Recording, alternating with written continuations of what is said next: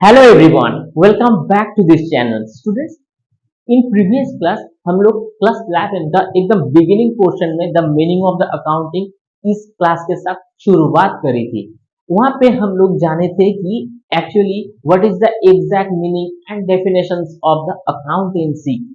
आज के क्लास में हम लोग मीनिंग ऑफ द अकाउंटिंग जो इंफॉर्मेशन होता है उसको हम लोग सीखेंगे और जानेंगे कि उसका रियल लाइफ में कैसे उसका एप्लीकेशन होता है, कि कौन कौन सा पोर्शन है जहां पे वो बहुत ज्यादा इम्पैक्ट क्रिएट कर सकता है और कौन कौन से अकाउंट्स के वो पोर्शन होता है जहां पे वो बिल्कुल एकदम एसेंशियल हो जाता है। तो चलिए शुरू करते हैं।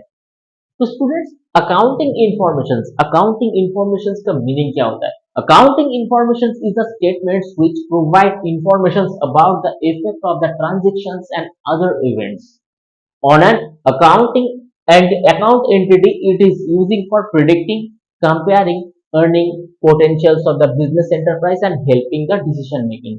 स्टूडेंट्स, अकाउंटिंग इंफॉर्मेशन के माध्यम से आपको ये पता चलता है कि कौन कौन सा ट्रांजेक्शन कहाँ पे हुआ और उसका इफेक्ट कौन कौन सा थे, उसका प्रोस एंड कौन से जगह से कौन सी फीडबैक आया, उस ट्रांजेक्शन के बाद उस जो सीक्वेंस एंड इवेंट्स होता है उस accounting entity it is using for the predicting. उसमें एक जो फ्रीडम होता है, इंडिपेंडेंट वो डिसीजन ले सकता है, उसे उसके उसी पावर पे ये प्रेडिक्ट कर सकता है किसी कंपनी के साथ, किसी सिचुएशंस के साथ। मान लीजिए किसी किसी पास्ट सिचुएशन में कंपनी का जो एक्सपीरियंस है उतना अच्छा नहीं रहा, तो वो गलती से कंपनी ने सीखा और देखा कि आगे हमें वो गलती नहीं करना है, तो कंपनी क्या करता है, हर एक साल से नेक्स्ट साल थोड़ा और बेटर करता है, उसके बाद और बेटर करता है, ऐसे उसका ग्रोथ होता है फॉर द लॉन्ग रन में। So over the longer period of time के अंदर ये प्रेडिक्ट कर सकता है और कंपेयर भी कर सकता है कि दूसरा जो कंपनी है, जो मार्केट लीडर्स है, उसके साथ उस कंपनी से हम लोग कौन सा जो पॉइंट्स है उससे पीछे है, तो कौन कौन से जगह है जो हमें इंप्रूव करना है। तो ये सारी चीजें जो है अकाउंटिंग इंफॉर्मेशन से अगर आएगा तो आप उसको एक इंडिपेंडेंटली एंटरटाइज कर सकोगे और उसको एक अच्छे डिसीजन ले पाओगे और कंपेयर भी कर सकोगे कि कंपनी का earning potentials of the business enterprise के अंदर कौन कौन सा जगह में है, यानी कंपनी कमाता है क्या, कंपनी में अर्निंग्स है क्या। तो ये सब जो चीजें है ये कंपनी का बहुत एसेंशियल पार्ट होता है। तो इस हिसाब से helping to the decision making के अंदर आपको ये हेल्प आउट करता है कि अगला जो हमारे पास फिनेंशियल थिंग्स आएगा तो उसको हम लोग कैसे बिहेव करेंगे, उसको लेके कौन कौन सा जो स्टेप्स है जो हमें इन फ्यूचर में डिप्लॉय करना है। तो स्टूडेंट्स, ये डिसीजन मेकिंग, ये अकाउंटिंग इंफॉर्मेशन को लेके डिसीजन मेकिंग तक, तो अकाउंटिंग इंफॉर्मेशन बहुत ज्यादा इंपैक्ट क्रिएट करता है एक अकाउंटिंग फर्म के अंदर, फैक्ट्री और what ever you can say enterprise के अंदर, कुछ भी जगह में बहुत इंपैक्ट क्रिएट कर सकता है।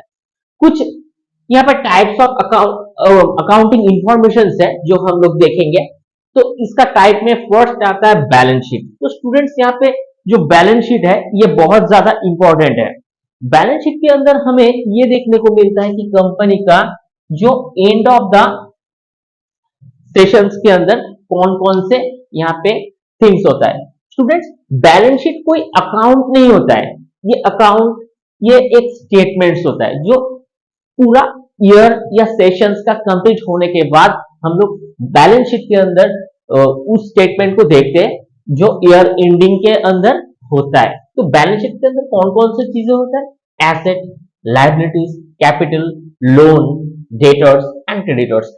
What is the exact definitions of the assets, liabilities and all of this things. Asset का मतलब ये होता है कि आपके पास संपत्ति कितना है, जैसे हो गया लैंड, बिल्डिंग, आपके पास हो गया टूल्स, आपके पास हो गया liquid cash, cash in bank, आपके पास संपत्ति कितना है जो आपके फेवर में है, तो ये हो जाता है एसेट्स। हालांकि नेक्स्ट क्लास के अंदर हम लोग इसका डिटेल्स एनालिसिस करेंगे, लेकिन आज के क्लास में फिलहाल हम लोग सिर्फ और सिर्फ इसका मीनिंग समझ के चलते हैं, ठीक है।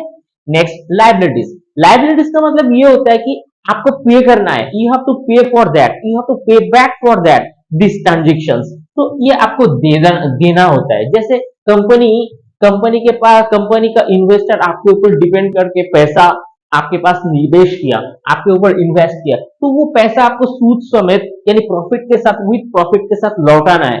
तो ये एक प्रकार का आपको देना पड़ेगा। So it is the meaning of the liabilities. Next, capital. आपके पास बिजनेस कैपिटल, ओन कैपिटल भी हो सकता है। आप अपना पॉकेट से 100 रुपए लेकर के बिजनेस स्टार्ट कर सकते हो।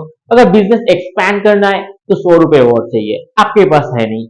आप दूसरों से उधार ले सकते हो, या आप दूसरों से इक्विटी ले सकते हो, तो इन्वेस्टमेंट ले सकते हो। तो ये सारे जो ले सकते हो, जो आपको देना पड़ेगा, और आपके पास भी ओन कैपिटल है, ये दोनों मिला के हो गया आपका capital. Next, loan. Loan bank loan हो सकता है, और डेटर्स। नेक्स्ट, डेटर्स का मतलब ये होता है कि आप के आप एक सामान बिक्री कर किए हो, तो वो 10,000 का था, कोई दूसरा लेके गया, लेकिन पैसा अब तक नहीं आपको दिया है, तो आपके दृष्टिकोण से वो क्या होगा? डेटर्स। Next, creditor. क्रेडिटर का मतलब ये होता है आप किसी से 3,000 रुपए का सामान खरीदे हो, लेकिन उनको पैसा लौटाया आप अब तक आप पे नहीं किए हो, तो आपके दृष्टिकोण वो आपके दृष्टिकोण से क्या हो गया? क्रेडिटर्स, यानी आपसे वो पैसा रिटर्न पाएगा। ठीक है, आपको पे करना है उसको। चलिए next point, profit and loss. Students, profit and loss का मतलब ये होता है कि इस ट्रांजेक्शन के अंदर हमें देखना होता है कि प्रॉफिट हुआ है या लॉस हुआ है। तो इसमें कुछ इंपॉर्टेंट पॉइंट्स है। रेवेन्यूज। रेवेन्यू का मतलब ये होता है कि सपोज आप 100 रुपए का एक सामान आपको खर्च हुआ, आपका कॉस्ट प्राइस हो गया 100 रुपए, अब उसको 125 में बेचे हो, ठीक है, तो वो 125 जो कस्टमर से आप लेते हो, तो वो हो गया आपका revenue. Next, profit and loss. Profit and loss क्या होता है? वो 100 रुपए का अगर 25 रुपए आपके पास एक्स्ट्रा आ रहा है, तो वो हो गया आपका प्रॉफिट।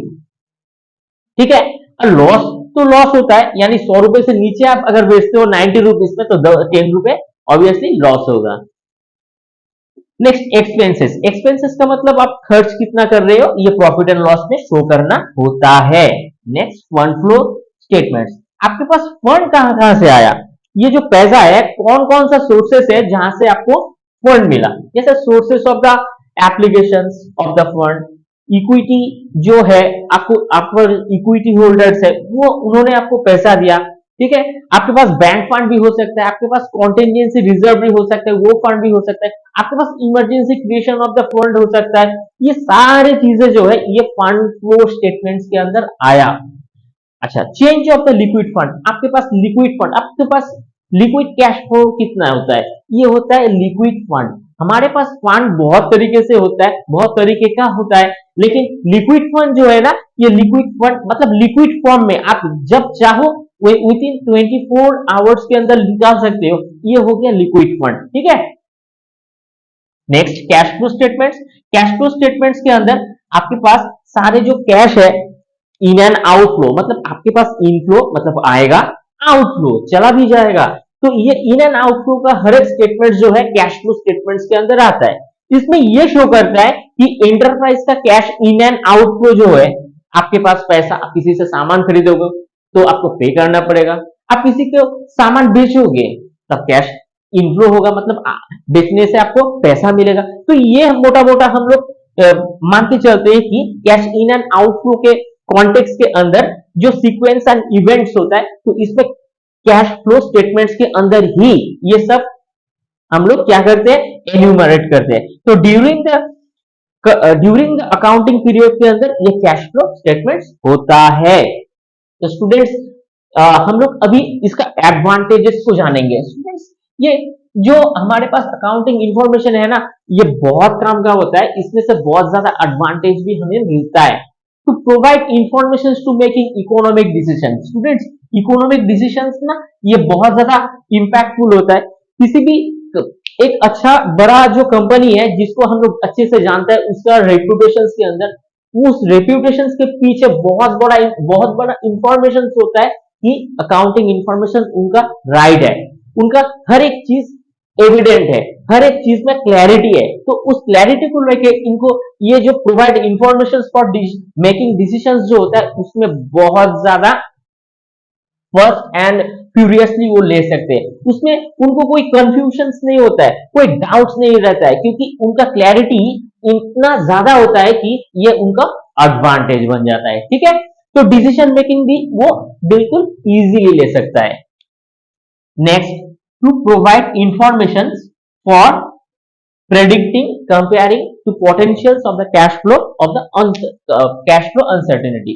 तो स्टूडेंट्स यहाँ पे इंफॉर्मेशन जो है आपके पास अगर पक्का इंफॉर्मेशन है, राइट इंफॉर्मेशन होने के कारण to provide information predicting and comparing, company का जो अर्निंग्स होता है ये बिल्कुल स्ट्रेट लेवल का नहीं होता है, ऐसे स्ट्रेट लेवल का नहीं होता है, ये हर वक्त ऐसा ऐसा ऐसा होता है, यानी वोलेटाइल रहता है, यानी किसी भी ईयर में आपको समानता नहीं मिलेगा कि फिक्स्ड इनकम 10,000 रुपए का है तो यहाँ पे ऐसा 10,000 रुपए का नहीं होता है, ये किसी साल 10,000 होता है, किसी 5,000 होता है, किसी साल में आपको 20,000 भी दे देगा, किसी ईयर में आपको गिर के वो 12,000 भी देगा, किसी ईयर में वो आपको 30,000 भी देगा, 28,000 देगा। तो ये होता है बिजनेस, ऐसे इसका ग्रो होता है।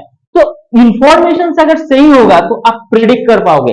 ये जो गिरावट आता है, लॉस में बहुत ज्यादा डेफिशिएंसी आता है, वो हो सकता है कोई एक्टिविटी हो गया, नेचुरल डिजास्टर हो गया, कोई नेचुरल हैजर्ड हो गया, जिसके कारण जगह कंपनी वो सामान तैयार करके बैठा था लेकिन बेच नहीं पाया, तो बिक्री अगर नहीं होगा तो कंपनी के पास क्या होगा, लॉस होगा, उतना सेल नहीं होगा, अगर सेल होगा भी कम होगा। ठीक है, अच्छा, अगर किसी किसी जगह में फेस्टिवल सीजन था, उस जगह में उसका डिमांड होने के कारण जाके उसका बिक्री बहुत ज्यादा है, तो ये जो डिक्लाइनिंग स्टेज और अपवर्ड जो ट्रेंड होता है, ये कंपनी के पास over a longer period of time के बाद एक एक्सपीरियंस आ जाता है, कंपनी इजीली उस इंफॉर्मेशन के साथ रिसर्च करके प्रेडिक्ट भी कर सकता है और कंपेयर भी कर सकता है प्रीवियस ईयर के साथ कि हमारा कौन कौन सा मूवमेंट है अभी होना चाहिए। तो कंपनी का potential of the cash flow uncertainty, अगर अनसर्टेनिटी सिचुएशंस भी आएगी तो उस समय हमारे पास उतना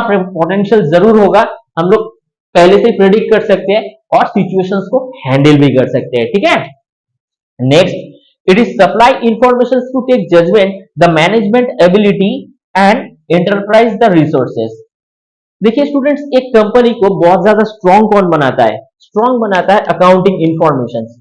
एक हर एक डिपार्टमेंट के साथ जितना ज्यादा उनके जो कनेक्शन अच्छा होगा, तो मैनेजमेंट एबिलिटी के साथ वो जो वर्किंग टीम है उनके साथ बहुत ज्यादा अच्छा होगा, तो मैनेजमेंट एबिलिटी यूटिलाइज कर पाएगा वो रिसोर्स के तौर पे। अच्छा, फिजिकल कोई भी रिसोर्स अगर होगा तो उसको भी बेहतरीन से यूज कर पाएगा, कोई वेस्टेज नहीं होगा, ना टाइम का वेस्टेज होगा, ना फिजिकल कुछ रिसोर्स का वेस्टेज होगा।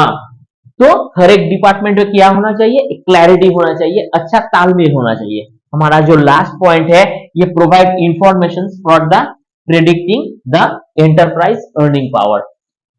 तो स्टूडेंट्स, अकाउंटिंग इंफॉर्मेशन अगर आपके पास ज्यादा है, आप इजीली इसका प्रेडिक्ट कर पाओगे कि इसका जो इंफॉर्मेशन है ये कितना ज्यादा काम करता है, कि आपका जो इंफॉर्मेशन है ये आप इजीली क्या कर पाओगे, प्रेडिक्ट कर पाओगे कि हमारा कंपनी का इतना ज्यादा इंफॉर्मेशन में अच्छा फ्लो है, इंफॉर्मेशन फ्लो के अंदर हम लोग किसी भी सिचुएशंस को हैंडल कर सकते हैं और इंफॉर्मेशन को हम लोग पहले ही प्रेडिक्ट कर सकते हैं, प्रेडिक्ट कर पाएंगे कि इस साल मॉनसून खराब रहेगा क्या, डिजास्टर होने वाला है क्या, तो पहले से हम लोग सचेत हो जाएंगे और एंटरप्राइज को कभी गिरने नहीं देंगे। इससे क्या होता है, एंटरप्राइज को चोट कम पहुंचता है, उस एंटरप्राइज को पहले से एक अच्छा कॉन्फिडेंस मिल जाता है, वो पहले से ही प्रिपेयर रहता है कि हमारे पास अगर ये सिचुएशंस थोड़ा अनबाइंड आ भी जाएगा या